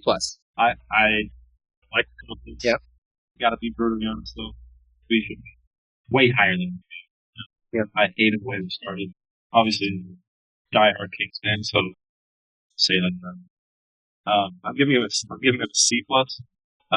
It would have been weaker if we kept Mike Brown, but we got rid of we got rid of Mike Brown, got Doug Christie. We're only a few games out of 6th seed. Yeah. So it's not that scary. They get started right now. Yep. So I wish I could give more, but I gotta be. Yeah. I like that. Dev? I almost gave him a D. I kind of wanted to give him a D. I mean, they got a coach fired. They started the year really inconsistent. But I mean, I'll give them a C for that, for the run they've been on under Doug. So, but yeah, I mean, they got a coach fired. I don't think you can really give a team anything above like a C if you get a coach fired in the middle of the year. But the only thing keeping them at that C is that they are turning around, and hopefully, I mean, we ride the bandwagon. They are going to turn it around. So, but yeah, C-. Okay. Yeah. Any word on the Kings from you guys? I wasn't high on them at the beginning of the season. Okay. So I thought that the move Rosen was a move for a star player, but it was a very, it didn't bring them above another team, it didn't keep them below. So it was, they were in about 9th last year. It's kind of where I had an issue. Yeah. Okay, well, I think we should take a quick break, and then we'll jump back in. All right, we are back on Beeb City Sports for the last part of this show. We just talked about the Sacramento Kings grade for this year so far. I give them a B+. Some lower grades on the left side. But now we will jump into the Eastern Conference 9th seed, which is the Miami Heat. Crazy year for them. Jimmy Butler trade rumors, wants out of Miami. He just played last night, which I didn't expect to see. But I'm giving them a C-. Yeah, I was going to give them a C+, something like that. It's still a good deal with all the drama going on over there. Trying to build around Tyler and but yeah, messy situation with Jimmy. Gotta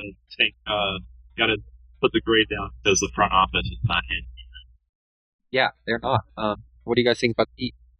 I agree. Should have made it a long time ago. Yeah, to help them, but they should have just They also should have just traded Jimmy when he originally said instead of going for all this suspension for 7 games, he gonna sit out. I feel like Jimmy kind of ruined his value, but the Miami Heat also could have helped themselves and just traded. Yeah, I agree with you. Yeah. I don't see a fit for Jimmy Butler. I don't know where he's going to go, if he's still going to get traded. I don't see a team that's going to give up a lot of assets to go get him, but bright spot for them this year is Tyler Hero. He's playing at an all-star level, averaging 24 points a game. He's nice. He's nice. He's stepping up big when Jimmy's out, and he's really taken over that number 1 scoring option on Miami, so love that guy, Tyler Hero. All right, well, 10th in the Western Conference is the Phoenix Suns. F. I give them a D. Yeah. Yeah, I can definitely agree with the F. Yeah, so I think you kind of got to go D- though, just because they are still 21-20. I mean, exact same record as the Kings with all the shit they've had going on. They started off a little bit. They were good at the end of the season. Then they just ass. What are they in the last? They're 6-4 in the last. They are pretty good at home for home with 13-8 at home, but 8-12 in the away game. KD needs to be. KD is the spot. Devin Booker is the spot. Everybody else is trapped. Yeah, that's all it is right there. Yeah, for them. mean, Bradley Beal coming off the bench now. We definitely didn't expect that coming into the year. And, this team just doesn't look together out there. They have team huddles. I said it last week, team huddles where Bradley Beal's just not even included on the huddle. It's just all this weird drama going on. And now they benched Yusuf Nurkic and they just picked up Nick Richards. Yeah. He's a solid guy. Yeah. Solid. Yeah, and Ryan Dunn, we talked about earlier, he's playing great for them as a rookie. So they just need more energy guys, more guys that are going to play hard, and a better fit around Devin Booker and Kevin Durant, because right now they do not have a good team around them that complements them. So, do you see Devin Booker and Kevin Durant still being teammates like years to come? Man, that's hard to say. How many years does KD have left? Yeah. Question. That is the question. Yeah. Where does KD decide to retire? Golden State. It'd be funny to see KD returning. Okay, so yeah, that would be crazy. 1 year with that team, he was. Yeah. I don't think he would. I think they would be even better. Yeah. Well, yeah. So Phoenix, very down year for them. I'd still be scared to see them in playoff series. That's a team you don't want to go against. Devin Booker and Kevin Durant in playoff series. That's someone you don't want to see. Just off the names, even Brad Beal. Yeah. All known for being playoff risers. Yeah. It's tough to beat guys like that. Yeah. Good point. Well, the Chicago Bulls are 10th in the Eastern Conference. I gave them a C- because I wish they were lower in the standings. Yeah. Yeah. They need to be tanking right now. Yeah. They're in a complete rebuild mode right now. They're trying to ship off back the game for a little while. I said they gotta tank. They gotta tank. Yeah. If I can do what they have right now. Trade Lonzo to Charlotte. Well, Nikola Vucevic has also been balling lately. He had 40 points the other night. Is that someone you think the Lakers should get? No. We need defense. He doesn't do that. He doesn't do that. I mean, if we did a move for him, it would just be a trade. Yeah. It wouldn't be a trade. Okay. But for the Warriors, I was going to say. You would take What do you think, bro? I'll take it. Yeah. That's where I'm at. Well, I just think the Bulls need to start losing more. Kobe White should be the number one guy. Zach LaVine is playing way too good to be on the Chicago Bulls team right now. He needs to be on a championship contending team. That's a guy that the Lakers should pay to go get. Zach LaVine. I've always loved. Yeah. It is contract. People are like scared of it, but dude, the 25 3-level scorer, he's held. But you can't beat him yet. Yeah. And right now, looking at the stats, Devin Booker and Zach LaVine are neck and neck. I think those two guys are, Devin Booker's always been known as a top 2 or 3 2-guard in the league, and Zach LaVine is honestly up there. And he should be getting more respect. Yeah, he was cooking the Kings when they played him about a week ago. Like you said, that contract's up there, but watching him play against the Kings, I'm like, what is there to be scared of? Yeah, he's a bucket. And he was given effort on the defense too. Yeah. Maybe just because he's trying to. True. But he's playing hard. There's nothing any team should be afraid of. Trade. Yeah. All right, moving on to 11th place in the Western Conference, the Golden State Warriors. Got to start down on the far left. What do you grade Warrior season so far? 11th place right now. All right. So before I get into the grade, obviously, hot start, 12-3.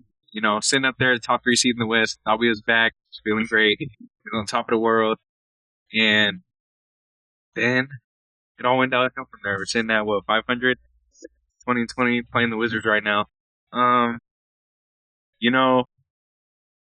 They are 500. Obviously, it's been kind of frustrating and depressing to watch, to go from the top seeds and now we're sitting back where everyone kind of predicted us to be. But obviously dealing with injuries throughout the year, the Warriors don't have Podziemski right now. You got Steph, Draymond who sit back to backs, games here and there, Wiggins missing a couple games. Just the inconsistency and then the inconsistency within the rotations too.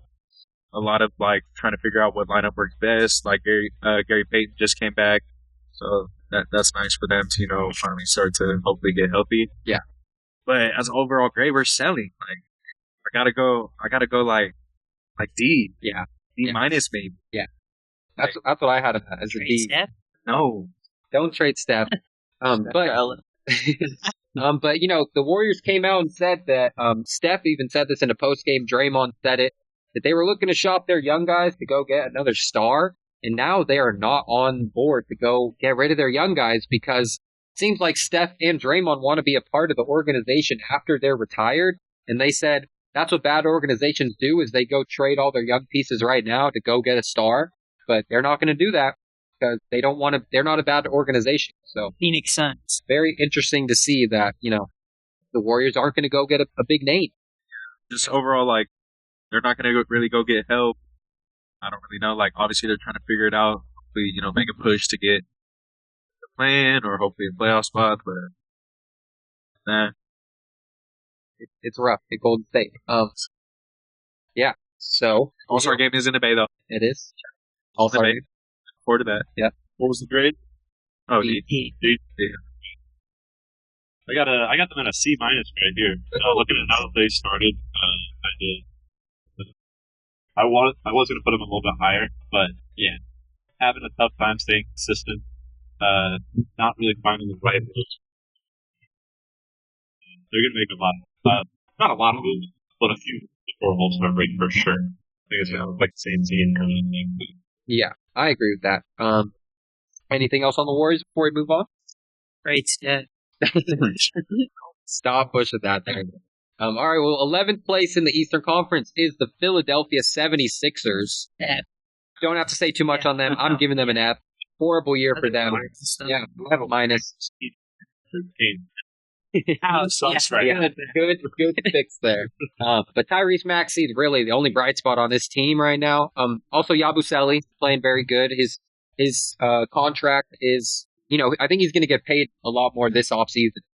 So if they don't keep him, he's going to go to a better team, and then, they're just going to get even worse. So I don't know what Philly's going to do coming up. All right, well, 12th place in the Western Conference is the San Antonio Spurs. I give them a B-. They're still super young, and Wemby has looked insane. Stephon Castle also looks so good. But, they're at 12th place. I think they're a scary team to, make a play-in push. So, yeah, I got them at a B. Rebuilding team. Head coach right now is confident. The age gap is the same. Just the oldest thing. Yeah. So it's not an unorthodox team, but it's not a team that you usually see with all these seasons.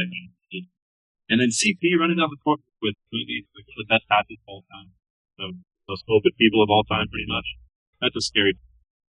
And it's definitely developing to be something that is dominating. Yeah, I agree with that. Anything on the Spurs? They're, it's like B+, honestly. Yeah. I mean, they're at a spot that I expected them to be at. I think that guys are taking the leaps they need to take. Wembanyama's taking the leap because of Chris Paul. Castle's great.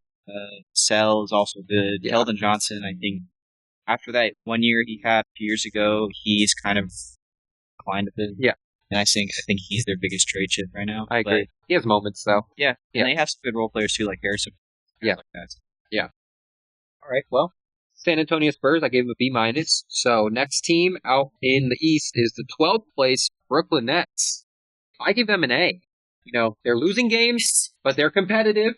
And, some of these guys that they're playing right now are going to be big parts of their team in the future, and that's a big part. And everyone expected them to be last place, the worst team in the league.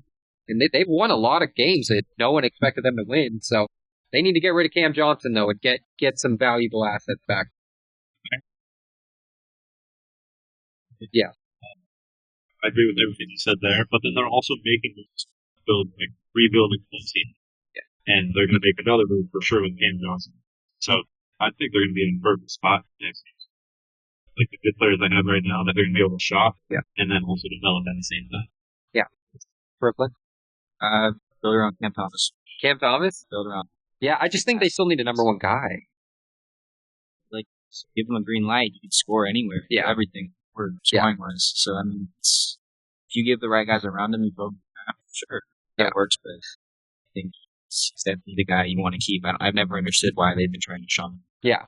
I mean, he would be a good fit for them. I think he's more of a six-man type of guy in his career. Probably a six-man of the year candidate for years to come. But, right now in Brooklyn, they have D'Lo coming off the bench right now just because they want to lose games, and they, they're trying to get these younger guys involved. So it'd be interesting to see if D'Lo ends up staying in Brooklyn. No, I mean, I don't know where he was going to go, but we'll see. Last couple teams, Portland Trailblazers are 13th in the West. I gave them a C just because, like the Brooklyn Nets, they want to lose games, but they are competitive and they have nights where they can beat anyone. So they're a fun team. Yeah. I think they kind of scared us a little bit. Yeah. But yeah, same position with all these teams down the bottom, at the bottom of the standing. They got to lose. They got to stay in that lottery and try and keep rebuilding. After Portland loses, that's their goal that they've had for years. So now it's a whole. They don't have any. Yeah. So yeah, it's a whole. Who's your favorite player on Portland? Yeah. Oh yeah, you are a big Anthony guy. I mean, I feel like he just needs to get on a place that he can actually contribute to winning. That's the thing, is that he is a good player to support win. Yeah. Same with Jeremy. Same with Robert. Yeah, Andre Ayton's just bad basketball. Yeah, I agree with that. The rest of the guys, though, like Scoot Henderson's been playing amazing recently at 39 the other night. Yeah. Those guys are the guys you want to keep. Keegan Murray's brother, bro. Chris. Yeah. My favorite Blazer. Then even like the one. They have Shaden Sharp. Yeah, Shaden Sharp. On him too. Same. I love. I think if you want to fully rebuild, you go Scoot Henderson and Shaden Sharp. Yeah. You just blow everything. So yeah, lose the rest of the games. Yeah.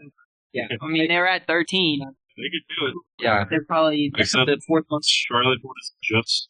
The Wizards at 6 points. Yeah. Well, it's just super. Yeah. So last couple teams, the Charlotte Hornets, I gave them a C-.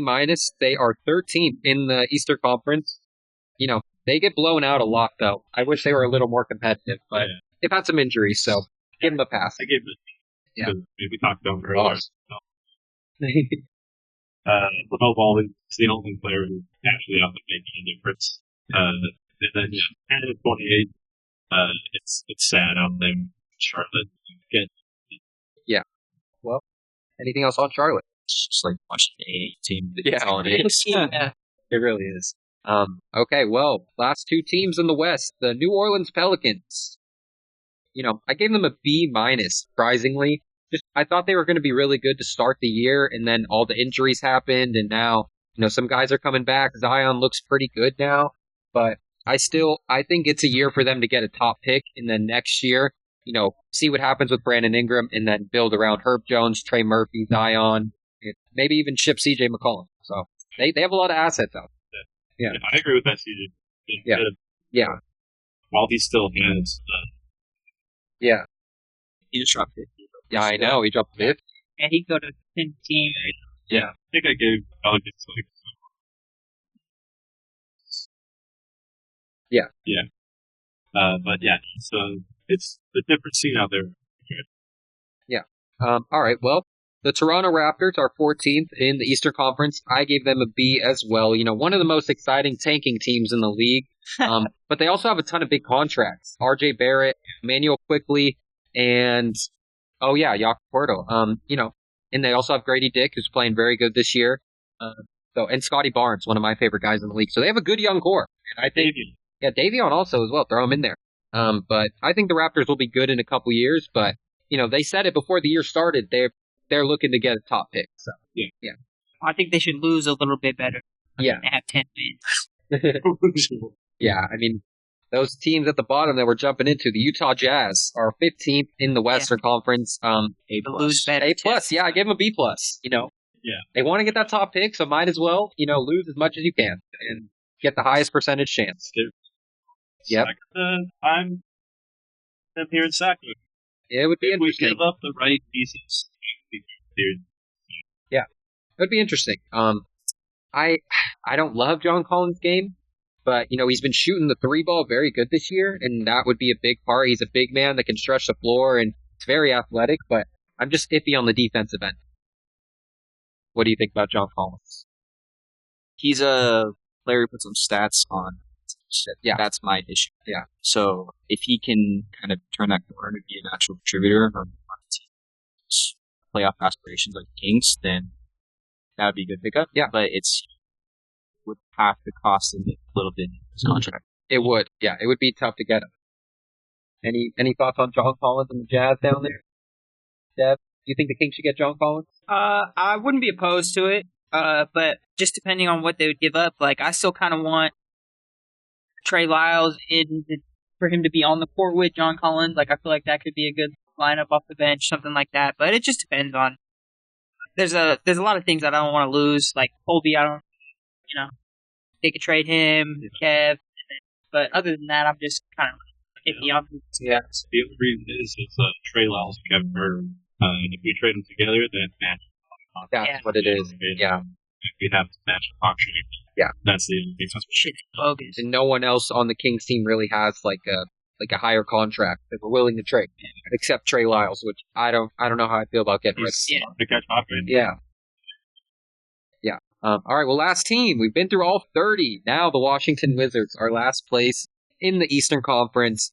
I gave them a B, and I probably should give them an A. No, they're trying to lose.